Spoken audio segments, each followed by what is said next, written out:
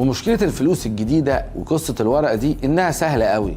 عايز فلوس اطبع، المكن موجود واطبع اللي انت عايزه. وده عمل حاجة اسمها التضخم، والتضخم ده على فكرة مش موجود عندنا في مصر بس، ده موجود في كل دول العالم واولهم امريكا. ان الاسعار بتاعة الحاجة بتزيد بسبب الفلوس الكتيرة اللي عمالة تطبع. ما احنا عمالين نطبع فلوس والفلوس بقت كتيرة في السوق وفي ايدين الناس، فبالتالي سعر الحاجة اكيد هيغلى. ولو كنا ماشيين بنفس النظام القديم بنطبع فلوس قدام ذهب ما كانش هيحصل التضخم ده، او اكيد ما كانش بالنسبة الكبيرة دي، كان هيبقى عرض وطلب بتاع السوق فقط لا غير. انما التضخم اللي بنسمع عنه اللي بيوصل 30% و40%، وفي بعض الدول عندها 80 و90 و100%، سعر الحاجة بيزيد كل شهر 100%. فدلوقتي هم عايزين يسحبوا الثقة من النظام القديم. طب نرجع للذهب؟ اكيد لا، الدول الفقيرة مش هيبقى عندها تضخم وهتبقى ماسكة حيلها. وعلى فكرة ده اللي البريكس دلوقتي بيحاول يعمله، يطبعوا فلوس قدام الذهب. بس امريكا مش عاجبها النظام ده،